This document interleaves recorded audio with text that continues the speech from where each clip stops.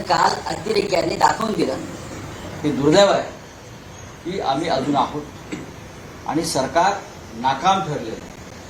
आजही कश्मीरी पंडितांच्या घरवापसीबद्दल कोणी काहीच बोललेलं नाही। जतीनराम मांझी यांनी श्रीरामाचा एवढा घोर अपमान वारंवार केलेला आहे। आपल्याला पाहिजे नसेल तर सांगतो, राम हे काल्पनिक पात्र होते,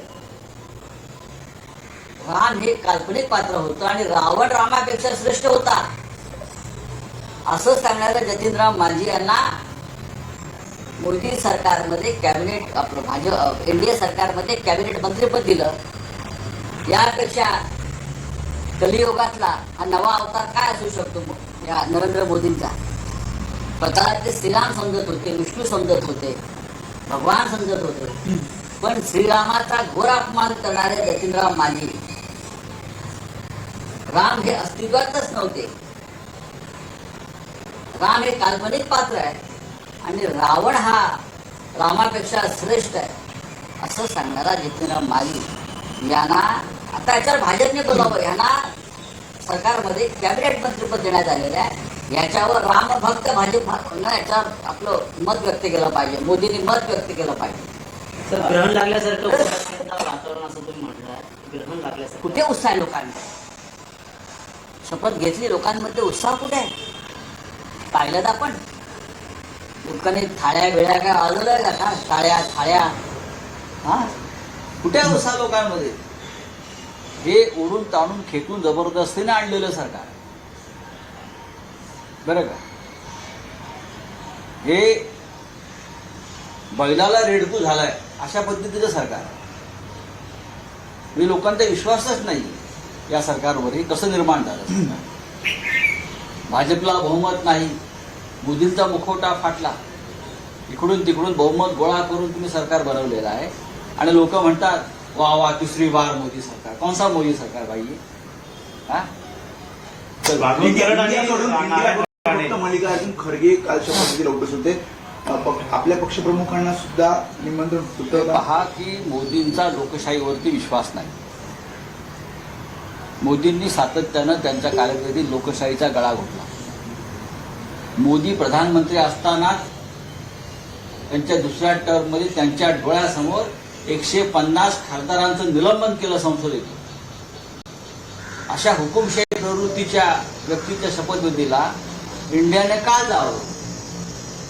मल्लिकार्जुन खरगे यांच्याकडे कॉन्स्टिट्युशनल पोस्ट आहे, ती विरोधी पक्षनेते आहेत म्हणून ते गेले आणि हा सामुदायिक निर्णय की खरगे साहेबांनी जावं आणि आम्ही त्या शपथविधीपासून दूर राहू। बहिष्कार टाकावा असंच काही निर्णय होता की बहिष्कारने कशा करता जायचे? ज्या शपथ घेतली लोकशाहीच्या माध्यमातून, पण त्यांनी 150 खासदारांना ज्या पद्धतीने निलंबित केलं, कत्तल केली लोकशाहीची, अशा व्यक्तीच्या शपथविधीला आम्ही का जावं?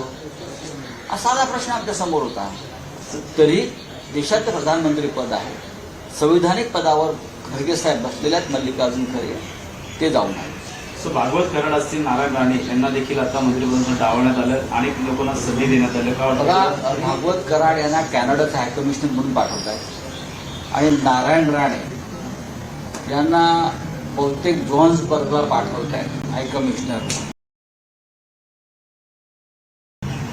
कुठेतरी व्यवस्था करतील, असं कसं काय?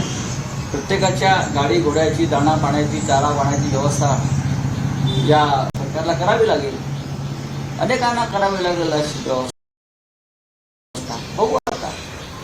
सर, लोकसभा चुनाव के पहले कांग्रेस द्वारा भी कई गारंटियां दी गई हैं। अब कर्नाटक में जो कांग्रेस है उसे कहने की मुसीबत का सामना करना पड़ रहा है क्योंकि उनके दफ्तर के बाहर महिलाओं की लाइन लगी है गारंटी लेने की। ठीक है, अगर कांग्रेस पार्टी की कर्नाटक के सरकार ने गारंटी दी है, अगर ये कहा है कि हमारे केंद्र में सरकार आने के बाद हम फलाना फलाना करेंगे, तो हमारे लिए नहीं आएगी।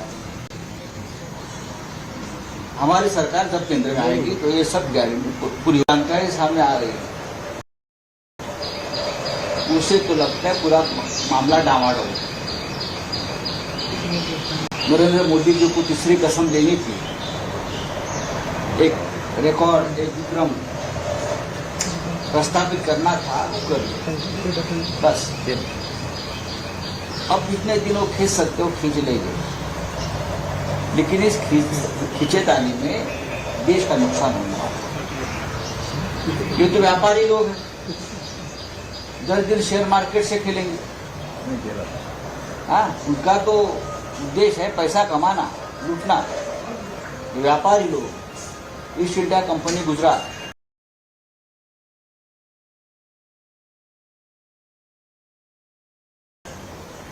उनको देश से कोई मतलब नहीं है। जब वे शपथ ले रहे थे कल, तो जम्मू कश्मीर में आतंकवादी हमला हुआ, 10 लोग मारे गए। चुनाव के दरमियान बोल रहे थे, देखो हमारी वजह से हमने तुमसे 70 लाया और जम्मू कश्मीर में इतनी शांतता है, इतनी स्थिरता है। क्या हुआ देखो भाई, उससे पहले भी हुआ है, आज भी हो रहा है। आपको जम्मू कश्मीर की चिंता नहीं, आपको मणिपुर की चिंता नहीं, बेरोजगार महंगाई के बारे में आपके पास कोई योजना नहीं। बस सरकार बनानी है, शेयर मार्केट की तरफ, शेयर मार्केट चलाना है, स्टॉक एक्सचेंज चलाना है, व्यापारियों को, उद्योगपतियों को मदद करना है। यही आपका एजेंडा है और कुछ नहीं। और जो बंदरवाट जो आपके साथ आए हैं सपोर्ट के लिए, उनको बांटना है। जनता का पैसा है, लूट सके तो लूटो। यही चल रहा है, बस और कुछ नहीं। महाराष्ट्रामध्ये ज्या प्रकारे शिंदे गटाला एकच राज्यमंत्रीपद आणि काल नरेंद्र मोदी यांनी शपथ घेतली। हे मोदी सरकार नाही किंवा भाजपचं सरकार नाही। आतापर्यंत मोदींचं सरकार, मोदी तीसरी बार, मोदी गॅरंटी, मोदी है तो मुमकिन है, सब कुछ मोदी, का ते चित्र नव्हतं। एक कॅबिनेट त्यांनी ओढून ताणून बनवलेला आहे। 2 टिक्कू महत्वाचे आहेत, 2 बाबू, नितीश बाबू, चंद्रा बाबू। या टिकूंचा इतिहास सगळ्यांना माहिती आहे। महाराष्ट्राचं म्हणाल तर महाराष्ट्राच्या वाट्याला काय आलं, पियुष गोयल मंत्री झाले, ते स्टॉक एक्सचेंजवाल्यांचे मंत्री आहेत, शेअर बाजारवाल्यांचे मंत्री आहेत, व्यापाऱ्यांचे मंत्री आहेत। हां, बाकी आता अजित पवारांच्या वाट्याला तर भोपळा आहे। आणि दुसरे जे आहेत नकली शिवसेना, त्यांच्या तोंडावरचे एक राज्यमंत्रीपद फेकलेलं आहे। अर्थात आयुष्यभर जर कोणी गुलामीच करायचं ठरवलं असेल आणि या गुलामांना वापरून महाराष्ट्राचा स्वाभिमान, अभिमान हा पायदळी तुडवायचं ठरवलं असेल ईस्ट इंडिया कंपनी गुजरातने, तर हे तुडून घ्यायला तयार असतील ते पण अजित पवार म्हणतात की आम्ही थांबलो कारण आम्हाला कॅबिनेट त्यांना काही मिळणार नाही। मी सांगतो, त्यांना मिळायचं असतं तर कालच मिळालं असतं। जतीनराम मांझी सारखे एकच खासदार असलेल्या पक्षांना कॅबिनेट पद दिलेलं आहे, बरोबर आहे। या नकली शिवसेनेचे तर 7 खासदार आहेत असं म्हणतात ना। किती आहेत? 8 कसे असतील? तुम्ही सुद्धा ईव्हीएम सारखं कीर्तिकरांसारखी जागा धापलीत का? हा, कुठं तर हिनवलं गेलं का या लोकांना अशा प्रकारे? प्रश्न असा आहे की यांना त्यांची अवकात दाखवली। तुम्ही आमचे आश्रित, तुम्ही आमचे गुलामान। अजित पवारांच्या बाबतीत असं मला समजलं की त्यांनी सांगितलं की आम्ही प्रफुल्ल पटेलाची 150 कोटीची प्रॉपर्टी जी दाऊदशी संबंधित होती ती परत केली। अजून काय पाहिजे? 150 करोड़ का प्रॉपर्टी क्लियर किया ना प्रफुल्ल पटेल का, ईडी ने जो जब्त किया था 150 करोड़ का, जो दाऊद के साथ नेक्सस लगाया था, तो आपको मंत्रिपद क्यों चाहिए? 150 करोड़ का दाऊद का प्रॉपर्टी आपको रिटर्न कर दिया, आपके सब केसेस पीछे ले लिए, इसलिए मंत्रिपद नहीं मिला है। और ये शिंदे गुट का भी यही हाल है कि वापर करून घेतला नाही, तो ते त्याच्यावरती तेच बोलतो। ते जातात कुठे, त्यांना पाठिंबा द्यावाच लागेल, तर तुरुंगात जातील, तो वापस जेल जाना पड़ेगा, वापस प्रफुल्ल पटेल की प्रॉपर्टी जब्त हो जाएगी।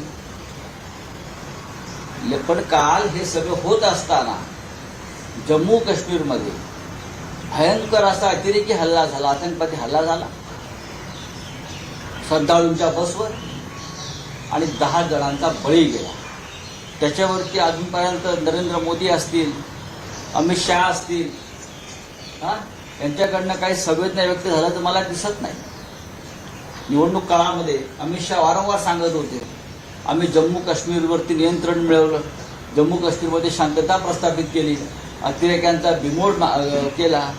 पण काल अतिरेक्यांनी दाखवून दिलं हे दुर्दैव आहे की आम्ही अजून आहोत आणि सरकार नाकाम ठरलेलं. आजही काश्मीरी पंडितांच्या घरवापसीबद्दल कोणी काहीच बोललेलं नाही. जतीनराम माझी यांनी श्रीरामाचा एवढा घोर अपमान वारंवार केलेला आहे. आपल्याला माहीत नसलेलं सांगतो, राम हे काल्पनिक पात्र होतं. राम हे काल्पनिक पात्र होतं आणि रावण रामापेक्षा श्रेष्ठ होता असं सांगणाऱ्या जतीनराम मांझी यांना मोदी सरकारमध्ये कॅबिनेट आपलं भाजप एनडीए सरकारमध्ये कॅबिनेट मंत्रीपद दिलं. यापेक्षा कलियुगातला हा नवा अवतार काय असू शकतो या नरेंद्र मोदींचा? स्वतःला ते श्रीराम समजत होते, विष्णू समजत होते, भगवान समजत होते, पण श्रीरामाचा घोर अपमान करणारे जतीनराम मांझी, राम हे अस्तित्वातच नव्हते.